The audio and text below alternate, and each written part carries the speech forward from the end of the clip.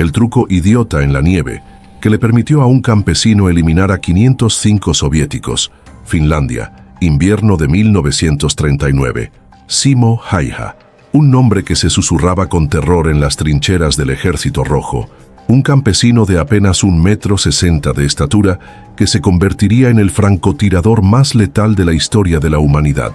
505 soldados soviéticos muertos, confirmados en solo 100 días de combate.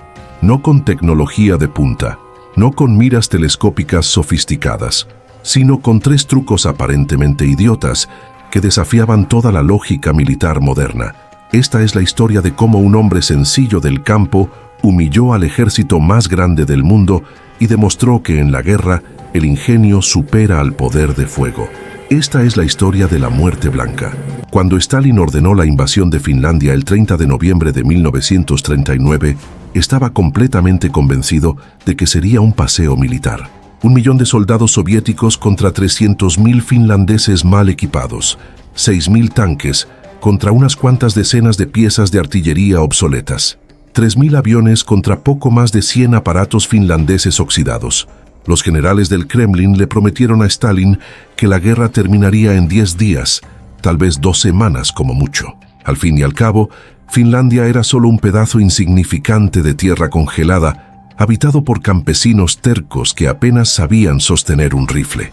¿Cómo podrían resistir a la gloria del Ejército Rojo, la máquina militar que había hecho temblar a toda Europa? Stalin quería un corredor terrestre para proteger Leningrado.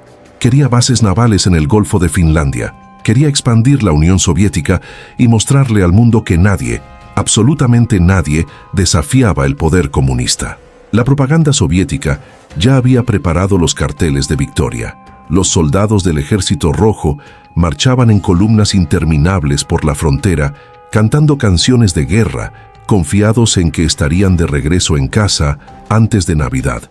No tenían idea del infierno congelado que los esperaba, porque Stalin y sus generales cometieron un error fatal. Subestimaron algo que no aparecía en ningún manual militar, algo que no se podía medir en tanques, ni aviones, ni soldados. Subestimaron el sisu, la palabra finlandesa que no tiene traducción exacta, pero que significa algo así como coraje terco, determinación irracional, la negativa absoluta a rendirse, aunque toda la lógica diga que deberías hacerlo. Y sobre todo, no contaban con Simo Häyhä. Simo nació el 17 de diciembre de 1905 en el pequeño pueblo de Rautjärvi, al sureste de Finlandia, cerca de la frontera con Rusia. Creció en una humilde granja, hijo de campesinos que trabajaban la tierra con sus propias manos, que conocían cada árbol del bosque, cada curva del río, cada sombra que se movía entre los pinos cubiertos de nieve. Desde niño, Simo aprendió a cazar, no como deporte, no como pasatiempo, sino como necesidad. La carne de alce y liebre era lo que mantenía viva a su familia durante los brutales inviernos del norte. Aprendió a moverse en silencio por la nieve profunda, a leer las señales del bosque, a entender el viento y la temperatura y cómo afectaban cada disparo. Aprendió que en la naturaleza el ruido significa muerte, que el movimiento innecesario significa hambre, que la paciencia es la diferencia entre sobrevivir y perecer. A los 20 años, Simo era considerado uno de los mejores tiradores de su región. Participaba en competencias locales de tiro, donde acertaba blancos a distancias impresionantes, con una precisión que dejaba boquiabiertos a veteranos de guerra. Pero Simo nunca fue de presumir. Era callado, humilde, casi tímido. Medía apenas 1,60 m. Tenía una cara común. Nada en él gritaba soldado de élite o máquina de matar. Era solo un campesino, un hombre que amaba su tierra, su familia, su vida sencilla. Cuando fue llamado al ejército finlandés en 1925, cumplió su servicio obligatorio sin hacer ruido, alcanzando el grado de cabo antes de regresar a su granja. Pensó que nunca más tendría que empuñar un arma. Estaba equivocado. Cuando los primeros tanques soviéticos cruzaron la frontera finlandesa esa mañana helada del 30 de noviembre, Simo estaba en su granja, atendiendo sus quehaceres diarios. Oyó el estruendo lejano de la artillería, vio el humo negro subiendo en el horizonte y supo de inmediato qué pasaba. Finlandia estaba en guerra y todo hombre capaz sería llamado a defender la patria. Simo no dudó. Tomó su rifle, un Mosin Nagant M2830 fabricado por la Guardia Civil finlandesa, el mismo que usaba para cazar alces. Tomó su ropa blanca de invierno, sus guantes, sus botas, besó a su familia y partió a la guerra. Fue asignado a la 6ª Compañía del 34º Regimiento de Infantería, una unidad de defensa territorial formada principalmente por campesinos, leñadores y cazadores locales. Hombres que conocían ese terreno como la palma de su mano. Hombres que habían crecido en esos bosques. Hombres que sabían que enfrentaban probabilidades imposibles, pero que pelearían de todos modos. Porque era su tierra, su hogar, y nadie, ni siquiera el poderoso Ejército Rojo, se la iba a quitar sin una lucha sangrienta. La posición de Simo estaba cerca del pueblo de Kola, una zona de bosque denso, cortada por ríos congelados y lagos cubiertos de hielo. Era territorio perfecto para la defensa. Los árboles daban cobertura. La nieve profunda hacía difícil el avance para tropas no acostumbradas al clima ártico, y los finlandeses conocían cada sendero, cada colina, cada punto de emboscada. Aún así, las probabilidades eran aterradoras. Las columnas soviéticas avanzaban en oleadas interminables. Miles de soldados marchando en formación cerrada, confiados en su superioridad numérica. No se molestaban en usar tácticas sofisticadas. ¿Para qué? Si tenían 10 soldados por cada finlandés. Solo avanzar, aplastarlos con números. Ahí fue cuando Simo empezó su trabajo. Y ahí fue cuando el Ejército Rojo descubrió que los números no sirven de nada cuando no puedes ver al enemigo. El primer truco idiota de Simo era tan simple que parecía ridículo. Mientras los francotiradores soviéticos de élite usaban miras telescópicas de última generación, equipo que costaba una fortuna y se consideraba la cúspide de la tecnología militar, Simo rechazaba cualquier mira óptica. Solo usaba la mira de hierro de su rifle, las 2 pequeñas protuberancias metálicas que venían de fábrica. Sus comandantes quedaron perplejos. Le ofrecieron miras telescópicas capturadas a los soviéticos.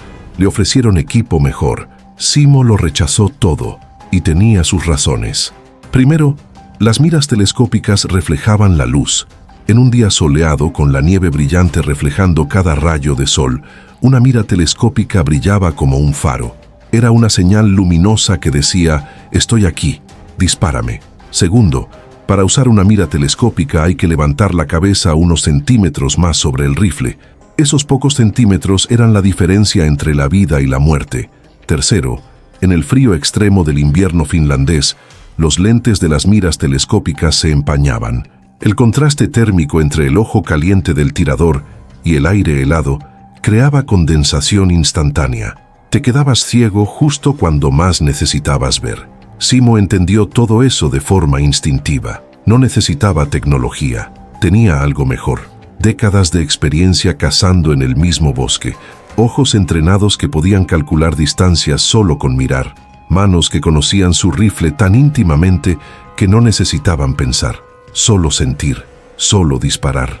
Y mientras los francotiradores soviéticos batallaban con sus miras empañadas y reflejos traicioneros, Simo permanecía invisible.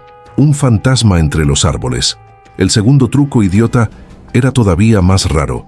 Antes de posicionarse para disparar, Simo se llenaba la boca de nieve. Literalmente, tomaba un puñado de nieve limpia y la mantenía en la boca mientras esperaba a sus objetivos. Sus compañeros soldados pensaban que se había vuelto loco. ¿Por qué carajos alguien se metería nieve en la boca a 40 grados bajo cero? La respuesta era genial. Cuando respiras en frío extremo, tu aliento caliente crea una nube de vapor visible. Cada exhalación es una pequeña nube blanca que sube al aire. Invisible para ti, pero perfectamente visible para cualquier observador a distancia. Los francotiradores soviéticos eran traicionados por su propio aliento. Se escondían detrás de árboles enterrados en la nieve, pensando que estaban perfectamente camuflados, y entonces respiraban, y una pequeña nube de vapor subía, y un observador atento sabía exactamente dónde estaban. Simo eliminó ese problema. La nieve en su boca enfriaba su aliento al instante. No había vapor, no había nube reveladora. Podía respirar libremente sin delatar su posición. Era incómodo, absolutamente. La cara se le entumecía. La lengua le quemaba del frío, pero funcionaba, y en la guerra, la incomodidad es preferible a la muerte. El tercer truco idiota era el más simple y quizá el más efectivo de todos. Cada vez que Simo se posicionaba para disparar, compactaba la nieve frente a él. La pisaba, la alisaba, creaba una superficie dura y plana justo delante del cañón de su rifle. Una vez más, parecía locura. ¿Por qué perder segundos valiosos compactando nieve cuando podrías estar disparando? Porque Simo entendió algo que los tiradores soviéticos ignoraban. Cuando disparas un rifle, sobre todo en frío, la explosión de pólvora levanta una nube de nieve del suelo. Es la perturbación del aire, la presión del disparo. Si estás acostado en nieve suelta, cada tiro levanta una nube blanca enorme que marca tu posición como si encendieras una bengala. Los contrasnipers soviéticos estaban entrenados para buscar esas nubes de nieve. Un disparo, una nube, posición revelada, contrafuego inmediato. Pero cuando Simo compactaba la nieve, creaba una superficie dura que no saltaba. La explosión no tenía nieve suelta que mover. No había nube reveladora. Podía disparar tiro tras tiro y nadie lograba ubicar su posición por la perturbación de la nieve. Juntos, esos tres trucos aparentemente idiotas hacían a Simo Häyhä prácticamente imposible de detectar. Era un fantasma. No podías ver el brillo de su mira, no podías ver su aliento, no podías ver la perturbación de su disparo. Simplemente no estaba ahí, hasta que caías muerto con una bala en la cabeza. Los primeros días de la guerra de invierno fueron una masacre, pero no como Stalin esperaba. Las columnas soviéticas avanzaban confiadas por las carreteras heladas, marchando en formación cerrada, cantando sus canciones de guerra. Y entonces empezaban a caer. Primero un soldado, luego otro, sin sonido de disparo, sin humo revelador, solo hombres cayendo muertos en la nieve. El pánico se instalaba rápido. Los soldados soviéticos empezaron a darse cuenta de que los estaban cazando, que había algo en los árboles, algo invisible, algo implacable que los mataba uno por uno. Disparaban a ciegas hacia el bosque, desperdiciando munición, gritando órdenes confusas, y seguían muriendo. Simo trabajaba metódicamente, elegía sus posiciones con cuidado, siempre cerca de una ruta de escape, siempre con varias líneas de visión, siempre donde la luz natural jugara a su favor. Esperaba, horas si era necesario, completamente inmóvil en la nieve, tan quieto que los pájaros se posaban cerca, pensando que era solo otro tronco caído.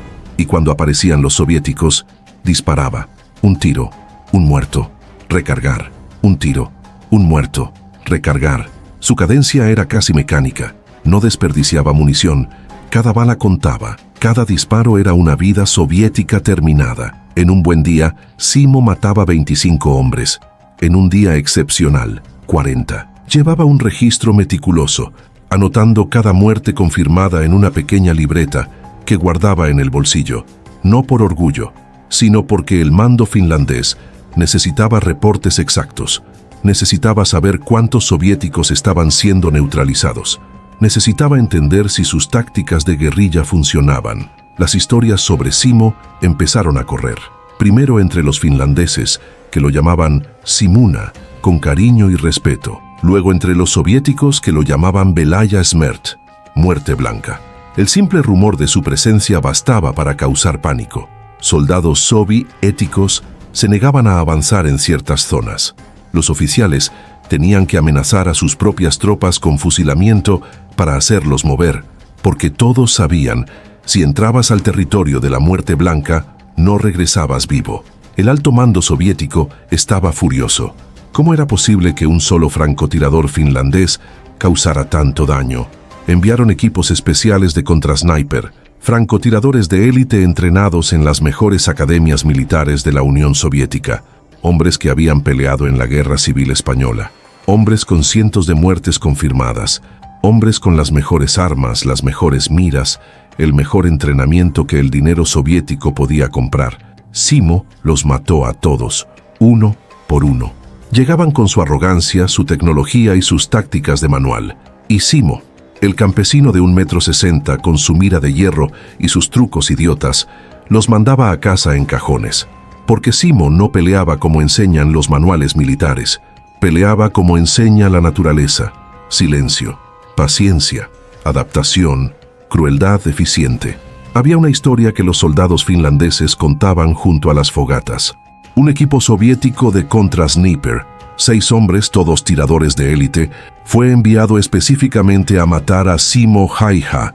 Estudiaron sus patrones, estudiaron sus zonas de operación, planearon una emboscada elaborada, llegaron antes del amanecer, se posicionaron en lugares estratégicos, cubrieron todas las rutas de escape posibles, tenían radios para coordinarse, tenían binoculares de alta potencia, tenían las mejores miras telescópicas que la industria soviética podía producir. Al mediodía los 6 estaban muertos.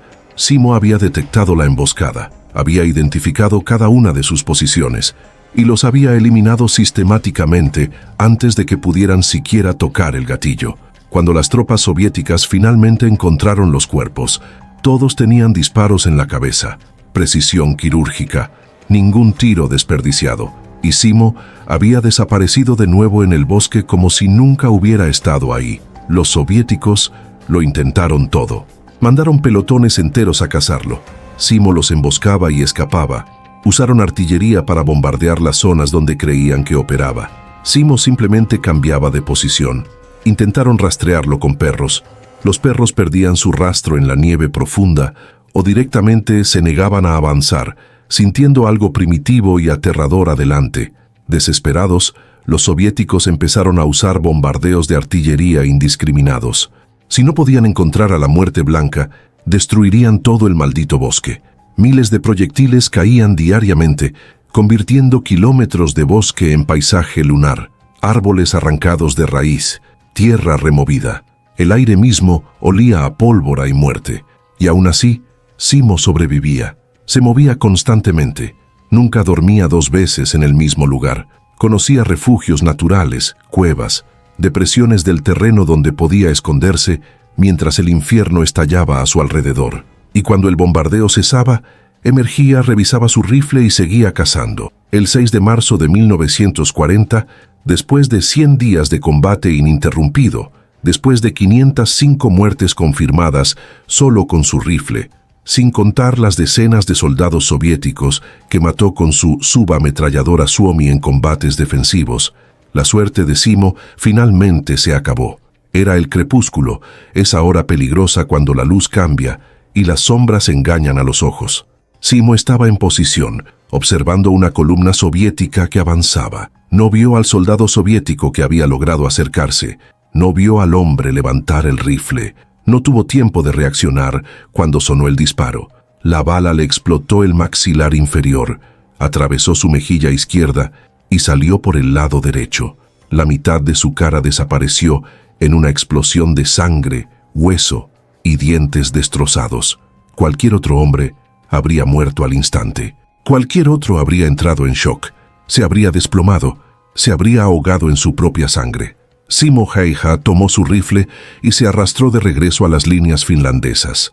Solo, sangrando abundantemente, con la mitad de la cara destruida, se arrastró cientos de metros por la nieve, dejando un rastro rojo tras de sí, negándose a morir. Cuando sus camaradas finalmente lo encontraron, pensaron que cargaban un cadáver. Su cara era una masa irreconocible de carne desgarrada. Estaba inconsciente, apenas respiraba, pero había pulso. Débil pero presente. Lo llevaron a un hospital de campaña, donde los médicos lo miraron y negaron con la cabeza. No había nada que hacer.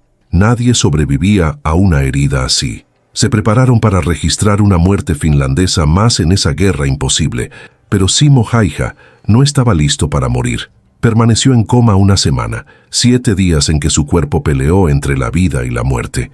7 días en que los médicos esperaban que su corazón se detuviera en cualquier momento. Pero el 13 de marzo de 1940, el mismo día en que Finlandia y la Unión Soviética firmaron el Tratado de Paz que ponía fin a la Guerra de Invierno, Simo despertó, abrió los ojos, y los médicos fueron testigos de algo que nunca habían visto.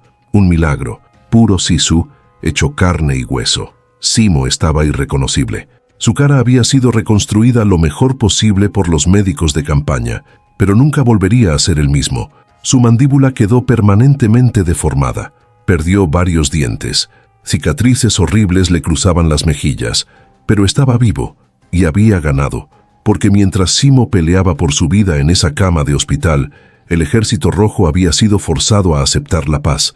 1.000.000 de soldados soviéticos, 6.000 tanques, 3.000 aviones, recursos casi infinitos, y no pudieron conquistar Finlandia. Perdieron casi 300.000 hombres muertos, heridos o capturados, perdieron miles de vehículos, perdieron su reputación de invencibles, todo porque subestimaron la determinación de hombres como Simo Häyhä. La guerra había terminado, pero el legado de Simo apenas comenzaba. Fue ascendido de cabo a subteniente en el campo de batalla, un honor extraordinario para un simple campesino. Recibió varias condecoraciones militares. Se convirtió en una leyenda viva. Periódicos de todo el mundo publicaron su historia. La revista Time lo mencionó. Historiadores militares empezaron a estudiar sus tácticas. Francotiradores de todos los ejércitos del mundo analizaban sus métodos. Pero Simo no quería fama, solo quería volver a su granja, a su vida sencilla, a la paz que había defendido con tanto ahínco. Y eso fue exactamente lo que hizo. Después de meses de dolorosas cirugías reconstructivas, después de aprender a vivir con su nueva cara, Simo regresó a Rautjärvi, regresó a su tierra, regresó a sus bosques. Viviría 62 años más, muriendo finalmente el 1 de abril de 2002, a los 96 años. Nunca habló mucho de la guerra, nunca alardeó de sus hazañas. Cuando los periodistas le preguntaban cómo había logrado matar a tantos hombres, simplemente respondía: hice lo que tenía que hacer.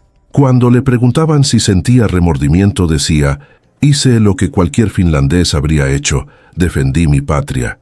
No había alarde, no había glorificación de la violencia, solo la simple aceptación de que a veces los hombres buenos tienen que hacer cosas terribles para proteger lo que aman. La historia de Simo Häyhä nos enseña lecciones que van más allá de la propia guerra de invierno. Nos muestra que la tecnología no reemplaza la habilidad, que los números no garantizan la victoria, que el conocimiento íntimo del terreno vale más que 1000 tanques, que un hombre decidido, peleando en su propia tierra por sus propias razones, es una fuerza más poderosa que cualquier ejército de ocupación. Los soviéticos lo tenían todo: superioridad numérica aplastante, superioridad tecnológica, recursos aparentemente infinitos, y aún así fallaron. ¿Por qué? Porque peleaban en tierra ajena, porque sus soldados no entendían esos bosques, porque el frío era un enemigo tan mortal como los finlandeses, porque subestimaron la voluntad de un pueblo pequeño de defender su hogar. Simo era solo un hombre, pero representaba algo más grande. Representaba a cada campesino finlandés que tomó las armas, a cada leñador que dejó su sierra por un rifle, a cada cazador que usó sus habilidades del bosque para convertirse en un guerrillero letal. Representaba el sisu, esa determinación terca que dice: no importa las probabilidades, no importa el costo, no me voy a rendir, voy a pelear, y si muero me llevaré conmigo a cuantos invasores pueda. Y esa determinación, esa negativa absoluta a aceptar la derrota, fue lo que salvó a Finlandia. Stalin quería una guerra rápida y fácil, quería expandir sus fronteras sin esfuerzo, quería mostrarle al mundo el poder soviético. En lugar de eso, consiguió una humillación internacional. La pequeña Finlandia había resistido, había hecho sangrar al Ejército Rojo, había expuesto sus debilidades. Hitler, observando desde Berlín, tomó nota. Vio cómo el Ejército Rojo peleaba mal, vio cómo sus tácticas eran rígidas y anticuadas, vio cómo dependían de números brutos en lugar de habilidad táctica, y eso lo animó a lanzar la Operación Barbarroja solo un año después, convencido de que la Unión Soviética era un gigante con pies de barro. Stalin casi pagó esa subestimación con la existencia misma de la Unión Soviética. Si no hubiera sido por el general Invierno y la determinación del pueblo soviético, los nazis podrían haber tomado Moscú. Irónicamente, fueron las mismas lecciones de la guerra de invierno, la importancia del terreno, del clima, de la determinación popular, las que salvaron a la Unión Soviética del nazismo. La rueda había girado por completo, pero volvamos a Simo. 3 trucos idiotas: no usar mira telescópica, tener nieve en la boca, compactar la nieve antes de disparar. Tan simples, tan aparentemente estúpidos, y aún así devastadoramente efectivos. ¿Por qué? Porque Simo entendió algo fundamental. En la guerra, sobre todo en combate de francotirador, no necesitas ser más fuerte que tu enemigo, no necesitas mejor tecnología, necesitas ser más listo, más paciente, más adaptado al entorno. Necesitas entender que la guerra no se libra en salas de juntas ni en mapas estratégicos. Se libra en el lodo, en la nieve, en el frío que cala hasta los huesos, en el miedo que te congela la médula. Se libra en la distancia entre ver a un enemigo y que él te vea a ti. Se libra en el milisegundo entre apretar el gatillo y que la bala encuentre su blanco. Y en ese milisegundo toda la tecnología del mundo no importa. Lo que importa es si puedes mantener la calma, si puedes controlar tu respiración, si puedes leer el viento, ajustar por la gravedad, compensar la temperatura. Si puedes hacer todo eso mientras sabes que hay decenas de hombres tratando activamente de matarte. Simo podía, y por eso sobrevivió cuando tantos otros murieron. Hay una escena que me persigue cuando pienso en Simo Häyhä. Es una escena que seguramente pasó cientos de veces durante esos 100 días de invierno. Simo está en su posición. Llegó antes del amanecer, se arrastró por la nieve en la oscuridad total, encontró su lugar perfecto. Una pequeña elevación que le da vista a un sendero que los soviéticos usan para mover suministros. Compactó la nieve frente a él, se llenó la boca de nieve fresca, revisó su rifle, asegurándose de que cada mecanismo funcionara perfectamente en el frío extremo. Y ahora espera. Pasan horas. Su cuerpo está completamente inmóvil. La nieve empieza a caer suavemente sobre él, cubriéndolo poco a poco, haciéndolo indistinguible del terreno. No se mueve. No se queja, solo espera. Entonces oye el sonido lejano de botas en la nieve, voces hablando en ruso, el tintineo de equipo, una columna soviética acercándose. Todavía no se mueve. Los deja llegar más cerca, más cerca. Ya puede ver sus caras. Jóvenes, la mayoría. Muchachos de 19, 20 años. Chavos arrancados de sus casas y enviados a esta guerra loca. No quieren estar ahí más que Simo quiere matarlos, pero eso no importa, porque llevan el uniforme equivocado, porque invadieron su tierra, porque si él no los mata, ellos matarán a sus compatriotas. Entonces Simo elige su primer blanco, siempre un oficial o un sargento. Mata al líder primero y el resto entra en pánico. Alinea su mira, compensa el viento que sopla levemente de la izquierda, contiene la respiración y aprieta el gatillo. El disparo retumba en el bosque silencioso. Un hombre cae. Antes de que los demás puedan reaccionar, Simo ya recargó. Segundo disparo. Segundo hombre muerto. Los soviéticos entran en pánico. Gritan. Disparan a ciegas hacia donde creen que vino el tiro, pero disparan al lugar equivocado, porque no vieron la perturbación de la nieve. No vieron aliento. No vieron brillo de mira. Tercer disparo. Cuarto disparo. Quinto disparo. Cada uno preciso. Cada uno mortal. Y entonces, cuando la confusión está en su punto máximo, cuando los soviéticos están completamente desorientados, Simo se levanta en silencio y desaparece de nuevo en el bosque. Estará a 1 kilómetro de distancia antes de que siquiera empiecen a organizar una búsqueda, y cuando finalmente lleguen al lugar desde donde disparó, solo encontrarán un pequeño parche de nieve compactada y unos cartuchos vacíos. Ninguna otra prueba de que la muerte blanca estuvo ahí, solo más fantasmas para atormentar sus sueños. Los soviéticos desarrollaron un miedo casi supersticioso hacia Simo.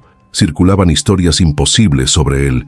Decían que podía disparar a través de árboles, que veía en la oscuridad total, que era inmortal, protegido por espíritus del bosque. Obviamente nada de eso era cierto. Simo era solo un hombre excepcional, sí, pero de carne y hueso. Pero el miedo no necesita lógica. El miedo se alimenta de la incertidumbre. Y no había nada más incierto que caminar por esos bosques finlandeses sabiendo que la muerte blanca estaba en algún lado, observando, esperando. Soldados soviéticos empezaron a negarse a hacer patrullas. Los oficiales tenían que amenazar a sus propias tropas con pelotones de fusilamiento para hacerlos avanzar. La moral se desplomó.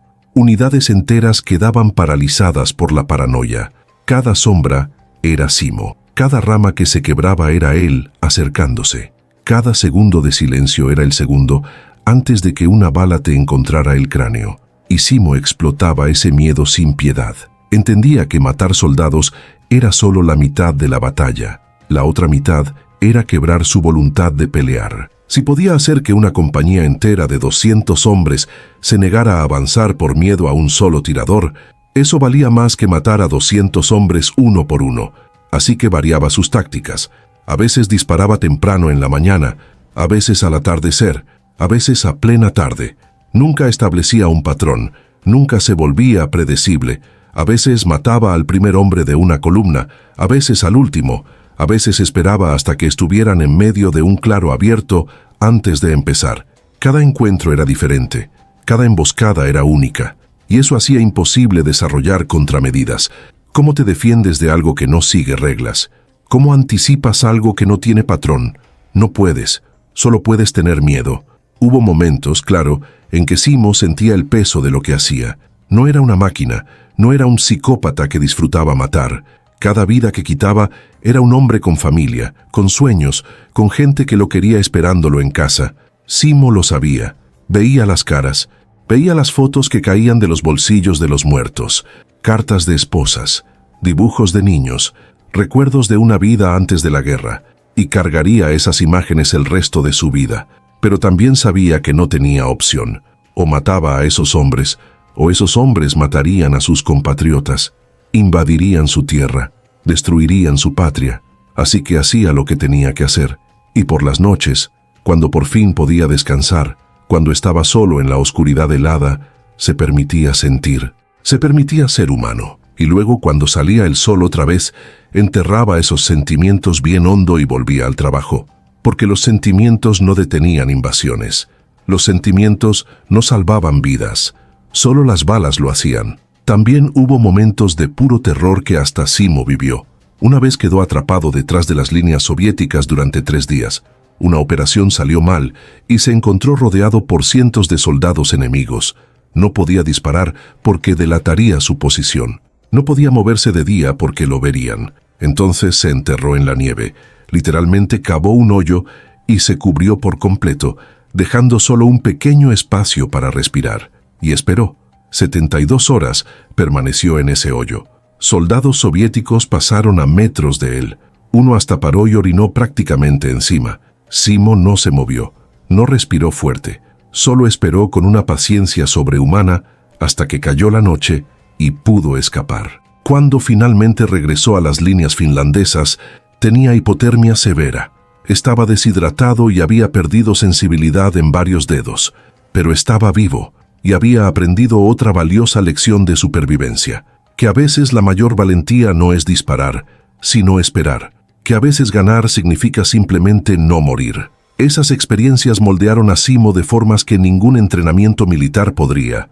Desarrolló instintos que iban más allá de lo racional. Una sensación de cuando algo andaba mal, cuando una zona estaba demasiado silenciosa, cuando el olor del aire cambiaba, pequeñas señales que su subconsciente captaba pero que no podía explicar conscientemente, y aprendió a confiar ciegamente en esos instintos.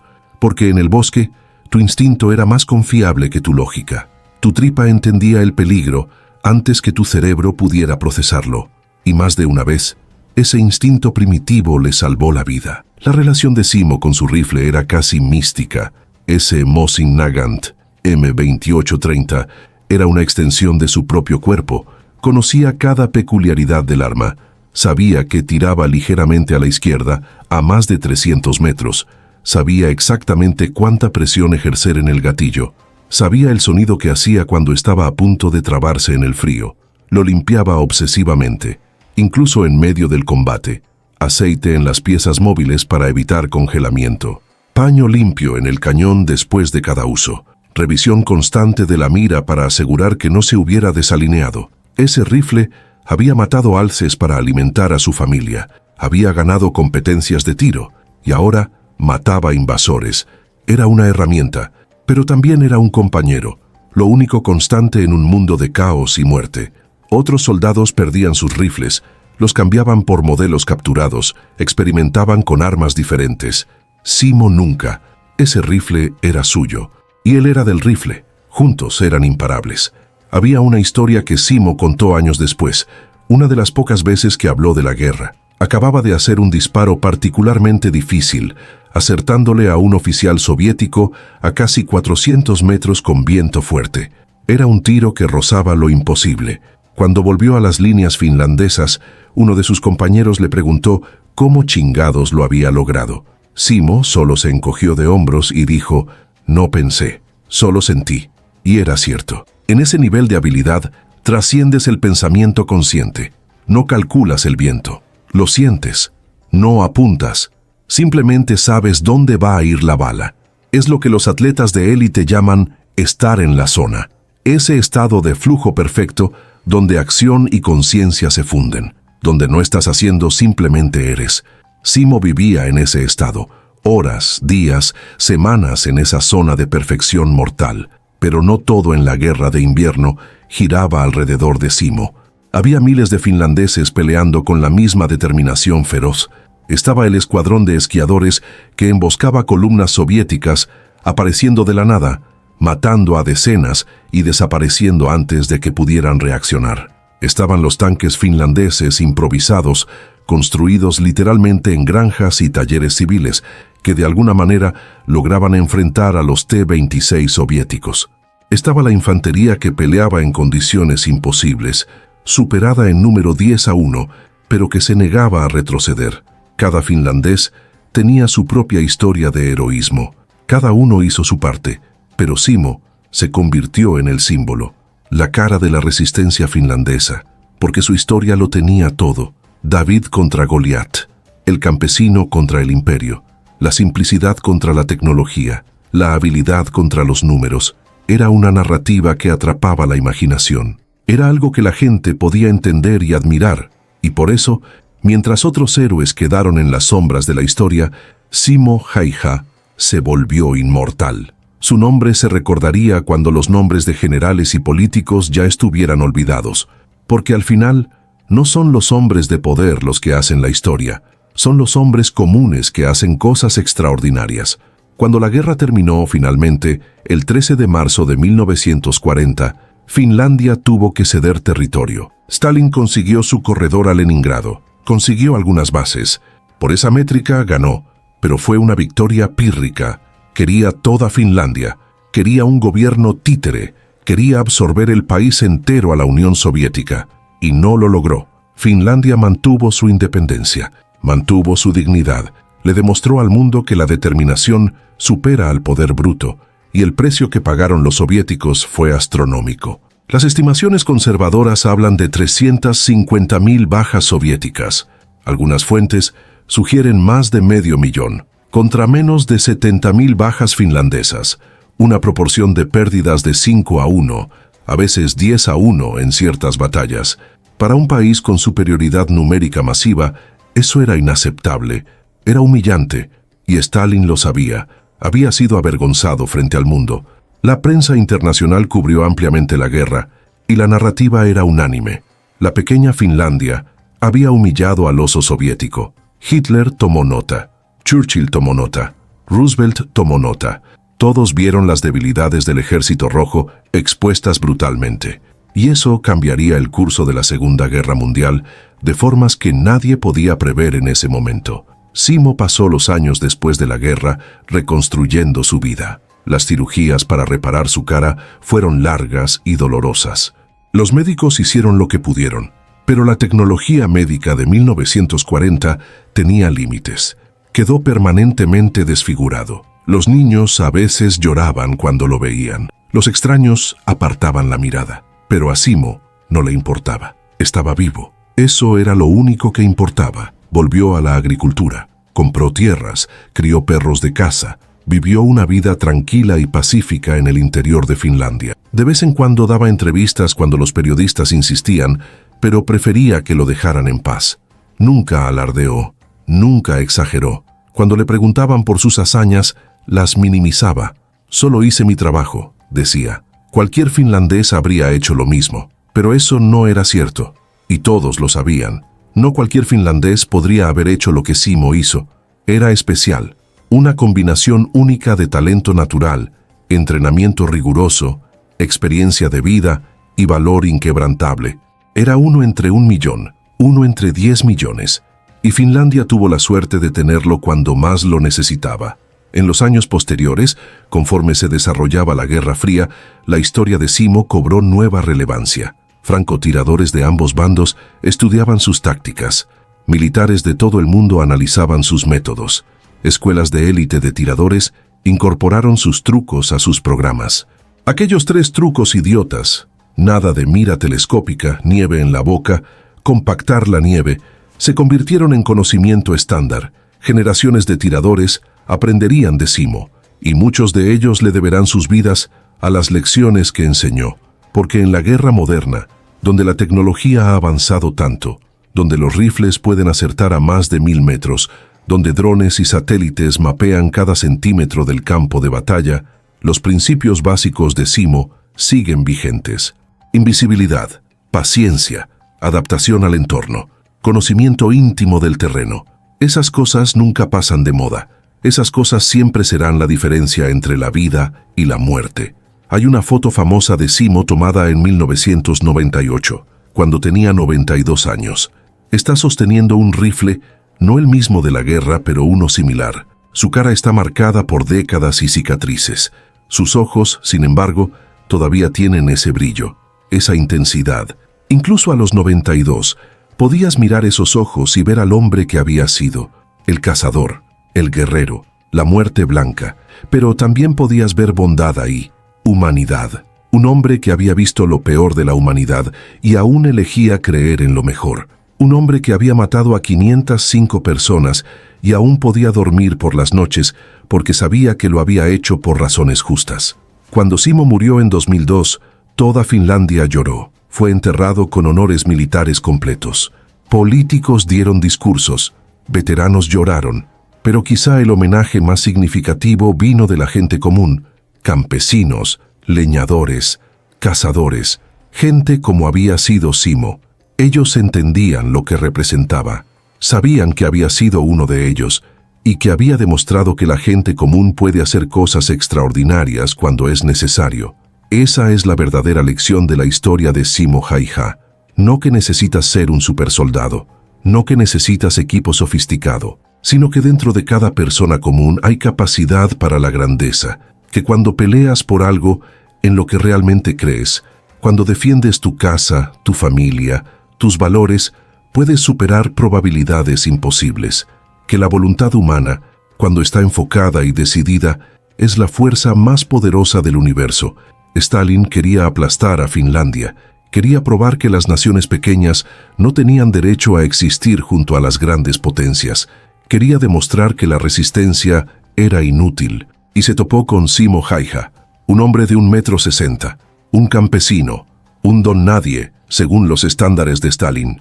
Ese don nadie mató a más de 500 soldados soviéticos, aterrorizó a miles más, se convirtió en un símbolo tan poderoso que 70 años después de su muerte, todavía estamos contando su historia, todavía estamos aprendiendo de él, todavía nos inspira. Eso es poder real, no el poder de tanques y aviones, sino el poder de las ideas, el poder del ejemplo, el poder de una vida bien vivida. Los soviéticos tenían 1 millón de soldados y no pudieron detener a un hombre, porque ese hombre representaba algo que los números no pueden medir. Representaba la voluntad de un pueblo de ser libre, de decidir su propio destino, de resistir a la tiranía sin importar el costo, y esa voluntad, esa determinación, ese sisu, es invencible. Los imperios caen, los ejércitos son derrotados, pero la voluntad humana de ser libre nunca muere. Y Simo Häyhä es la prueba viviente de eso. Entonces, la próxima vez que te enfrentes a probabilidades imposibles, cuando el mundo te diga que no puedes ganar, cuando todo el poder, la lógica y la razón estén en tu contra, recuerda a Simo Häyhä. Recuerda al campesino de 1,60 m que derrotó a un imperio. Recuerda sus 3 trucos idiotas que cambiaron el curso de la historia. Recuerda que la grandeza no viene del tamaño, ni de la fuerza, ni de la tecnología. Viene de adentro, de la negativa a rendirse, de la determinación de seguir cuando todos los demás ya desistieron, del valor de hacer lo necesario, sin importar el costo. Esa es la verdadera lección de la muerte blanca. No cómo matar, sino cómo vivir, cómo resistir, cómo ganar contra todas las probabilidades y cómo, al final, un hombre común puede cambiar el mundo. Esta fue la historia de Simo Häyhä, el campesino que se convirtió en leyenda, el hombre que demostró que la mayor arma en la guerra no es el poder de fuego, sino el ingenio humano. La próxima vez que la nieve caiga en silencio sobre el bosque, recuerda a la muerte blanca y sabe que los héroes pueden venir de los lugares más inesperados, en las formas más humildes, porque al final no es el tamaño del hombre en la pelea, es el tamaño de la pelea en el hombre. Y Simo Häyhä tenía más pelea dentro de él que 1 millón de soldados soviéticos juntos. Esa es su historia, esa es su leyenda, y esa es la prueba de que a veces David sí le gana a Goliat.